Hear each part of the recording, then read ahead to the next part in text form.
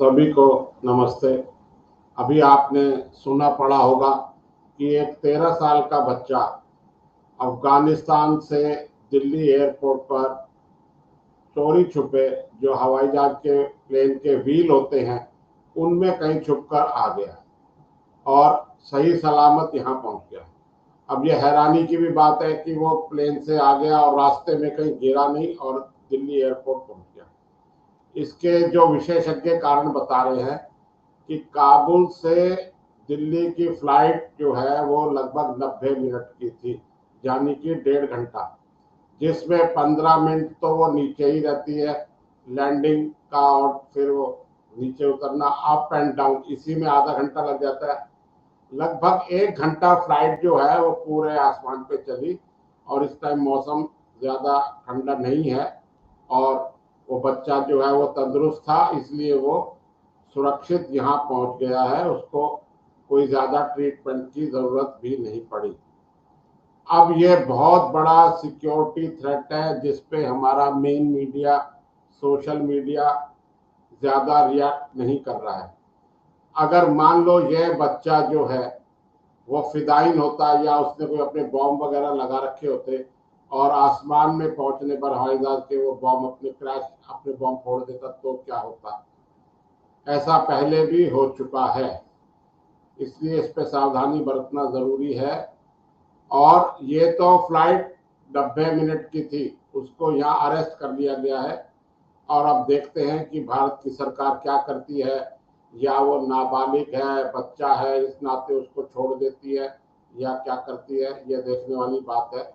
लेकिन यह security threat बहुत बड़ा है जो अफगानिस्तान एयरपोर्ट पर हुआ है कि यह बच्चा बिना किसी कागजात के एयरपोर्ट के अंदर प्लेन तक, रनवे तक कैसे पहुंच गया। यह जांच का विषय है और शायद इसकी जांच कभी ढंग से हो नहीं पाएगी क्योंकि अफगानिस्तान में एक तालिबान की सरकार है।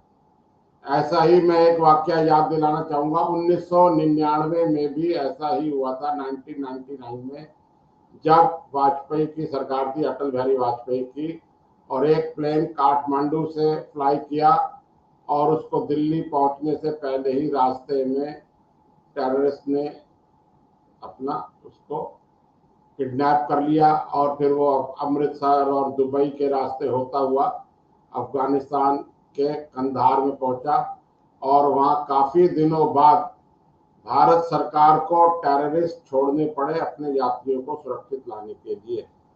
तो वो सिक्योरिटी लैब्स भी नेपाल सरकार का था और यहाँ सिक्योरिटी लैब्स भी है वो अपना अफगानिस्तान सरकार का है। इस पे अब भारत अफगानिस्तान की सरकार से क्या बात करेगी, क्या दिशा निर्देश देगी या उनसे कैसे सख्ती से निपटेगी या रिक्वेस्ट करेगी, यह आने वाला समय बताएगा। लेकिन अफगानिस्तान से ऐसा होता रहा है, जब अमेरिका की सेनाएं अफगानिस्तान में थी तब भी एक 13-14 साल का बच्चा ऐसे ही बच्चा समझ के उसको प्लेन में, हेलीकॉप्टर में साथ ले लिया गया था और जब हेलीकॉप्टर उड़ा तो उसने अपने आप को ब्लास्ट से उड़ा दिया। इसके तथ्य मौजूद है और इसमें एक जैक रायन सीरीज है, वो OTT पर अवेलेबल है, उसमें इन सब प्रकरण की विस्तार से जानकारी कोई भी ले सकता है। मैं इसको सिक्योरिटी थ्रेट मानूंगा। ऐसा ही एक वाकया 1996 में भी हुआ था।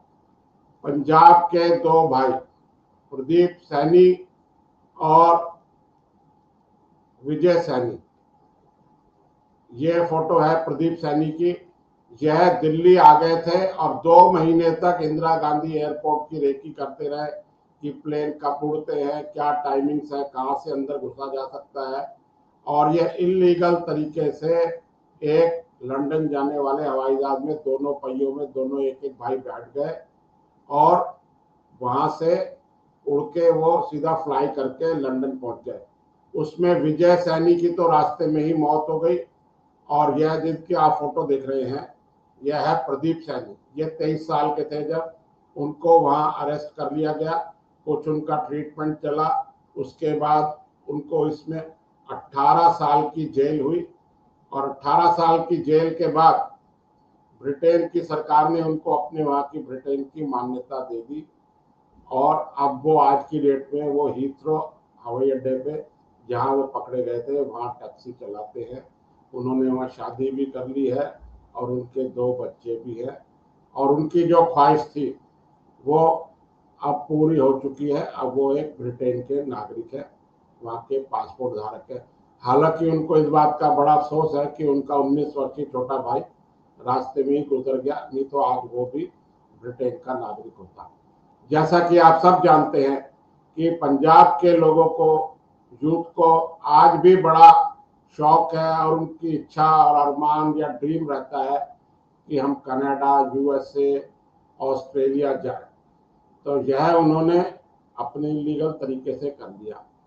अब हमारी सरकार को देखना है कि वो इस अफगानिस्तान के 13 साल के बच्चे को अरेस्ट करने के बाद ये हिंदुस्तान में रख लेगी या वापस भेज देगी। लेकिन मैं इस सारे प्रकरण को एक सिक्योरिटी थ्रेट मानता हूँ कि क्या ये प्रयोग था कि आज तो बच्चा भेज दिया, कल को फिदाइन हमले की तैयारी हो, ऐसा मैं सोच रहा हूँ, आप सोच रहे हैं, तो सरकार भी सोच रही होगी। अब इस पे वो क्या कदम उठाएगी यह देखने वाली बात है। आपने यह वीडियो पूरा देखा, इसके लिए बहुत बहुत धन्यवाद। Thank you. जय हिंद।